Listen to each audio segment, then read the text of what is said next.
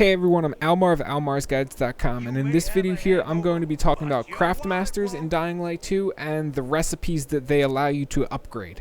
So I'm basically going to explain which recipes you want to upgrade first and why those recipes are important to upgrade first.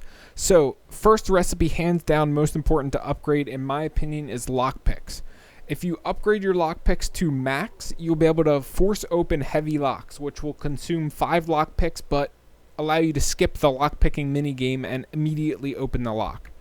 I personally think lockpicks are the best thing to upgrade. You may feel slightly differently and want to go with something else first, but I prefer lockpicks.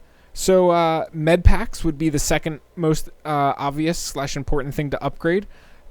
Each time you upgrade the med pack, it heals for a little bit more. It reduces the amount of time that you have to channel the med pack as you apply it. And it does something else that I can't remember, but it's halfway decent. It tells you each time you upgrade the recipe what the upgrade is. The next best thing you can buy is UV bars, which you see on my screen right now. I've already maxed out my med packs and lockpicks, so I can't show you them sadly. UV bars are arguably the best consumable / accessory, whatever you want to call it, like throwable item in the game. This makes a little aura of UV light when you stand in it. It will increase your immunity, so you can use this in a dark zone and get full immunity from it, which is great. And most importantly, it repels all infected. If there is a volatile or a viral or even regular infected, they'll get stunned when they're in radius of the UV light, and they won't attack. They'll cower from you. If you get in their face, they will attack. However, if they're stuck in the middle of a cower animation, then they won't, and then they will not. They'll finish that animation before attacking you, and it's possible to get them stuck in a permanent cower animation, which allows you to just basically destroy them without them being able to do anything. UV bars are the main item, in my opinion, that allow you to take out volatiles, combined with toughness boosters, which we're going to talk about in a bit. Mines, I don't recommend mines. I don't think they're very good. DIY grenades, I don't think they're very good either. Boomsticks, I haven't played around with them very much, but I really don't think they would be that good. They're very loud, and they basically one-shot an enemy, which, I mean, I guess isn't too bad. But they take a lot of crap to make. And I think your scrap is probably better spent on something else.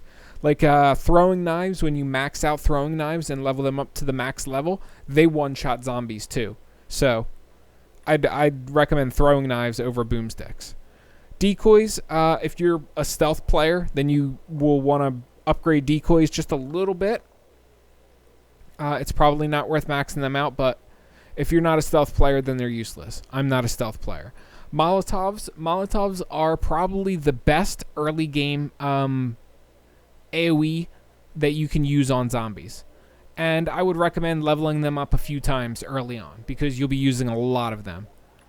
Remote C4, I personally don't like this. I don't think it is any good. Much like the DIY grenades and the mines. If I'm going to be destroying a large amount of zombies, I'm just going to be using Molotovs, or I'm going to be using, UV bars and then my actual weapon. So as far as consumables, toughness booster is hands down the best consumable that you're going to want to upgrade. This decreases the amount of damage taken. When you max it out, it decreases the amount of damage taken by 50%. It also does something called hit reactions softened. I'm not exactly sure what that does, but it seems to decrease the damage you take even more.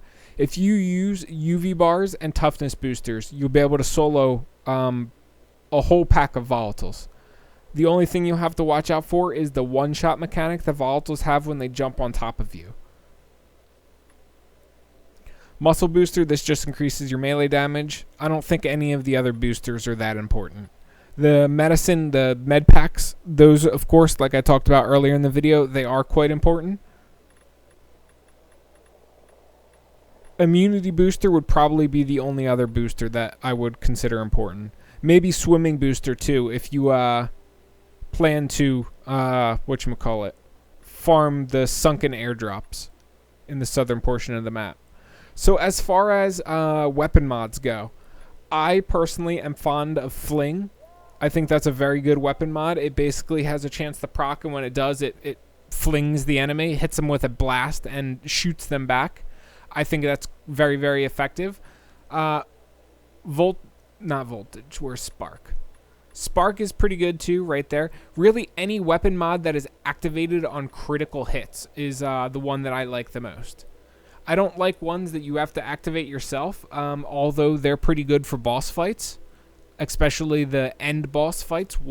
End boss fight? Well, I guess you can call it end boss fights since you fight them multiple times, but it's I still prefer the activated on regular or activated on critical hits, and occasionally sometimes I'll carry a weapon around that allows you to activate it with a right click and left click. These ones, the weapon mod shafts. The other ones are activated by holding left click. But you can use them if you're going to be fighting a boss. They're useful for bosses. As far as the weapon mod shafts, again, Fling is good.